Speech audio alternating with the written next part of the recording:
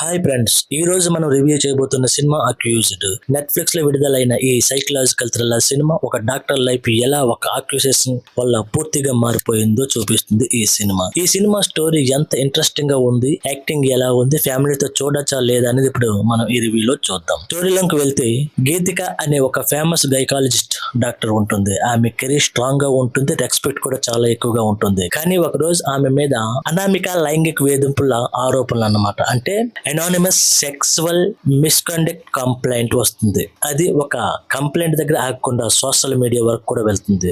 దాంతో ఆమె రెప్యుటేషన్ మాత్రమే కాదు, పర్సనల్ లైఫ్, మ్యారేజ్ కూడా ప్రాబ్లం లో పడుతుంది. ఇన్వెస్టిగేషన్ మొదలవుతుంది. కంప్లైంట్ నిజమా లేక ఎవరో డిలిబరేట్లీ ప్లాన్ చేశారా అనేది ఈ సస్పెన్స్ తో స్టోరీ స్లోగా అన్ఫోల్డ్ అవుతూ ఉంటుంది. క్లైమాక్స్ లో అసలు ట్రూత్ ఏమిటో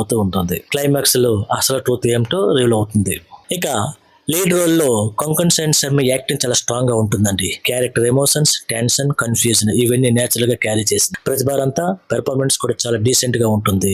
సపోర్టింగ్ కాస్ట్ కూడా నెక్స్ట్ లెవెల్ లో పెర్ఫార్మ్ చేశారని చెప్పొచ్చు.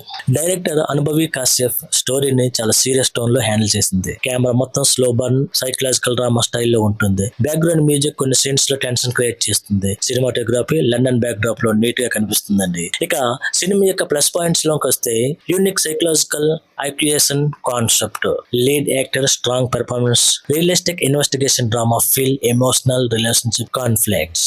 ఇక మైనస్ పాయింట్స్ కి వస్తే స్క్రీన్ ప్లే కొంచెం స్లోగా అనిపిస్తుంది, సస్పెన్స్ రివీల్ ప్రొడక్టబుల్ గా ఉంటుంది, క్లైమాక్స్ ఇంపాక్ట్ కొంచెం వీక్ గా అనిపించవచ్చు. ఓవరాల్ గా అక్యూజ్డ్ ఒక స్లో సైకలాజికల్ థ్రిల్లర్ అండి. పాస్ట్ ఫేస్డ్ సస్పెన్స్ ఎక్స్పెక్ట్ చేసే వాళ్ళకి కొంచెం స్లోగా అనిపించవచ్చు. But realistic drama, character based stories ఇష్టపడే వాళ్ళకి మాత్రం వన్ టైం వాచ్ అని చెప్పొచ్చు. ఫ్యామిలీతో చూడొచ్చా అంటే చూడొచ్చు. ఫ్యామిలీతో చూడడానికి ఈ సినిమా మోస్ట్లీ సేఫ్ మూవీనే. కానీ మేజర్ రిలేషన్షిప్ డిస్కషన్ ఉన్నందున ఎల్డర్ తో మాత్రమే చూస్తేనే బెటర్ నా అభిప్రాయం. మీరు ఈ సినిమా ఆల్రెడీ చూసి ఉంటే మీ ఒపీనియన్ ని తప్పకుండా కామెంట్ లో రాయండి. ఇలాంటి హానెస్ట్ మూవీ రివ్యూస్ కోసం ఛానల్ ని సబ్స్క్రైబ్ చేసి వీడియోని లైక్ చేయడం మాత్రం మర్చిపోవద్దు. మళ్ళీ మరో వీడియోతో మళ్ళీ కలుద్దాం. Thank you.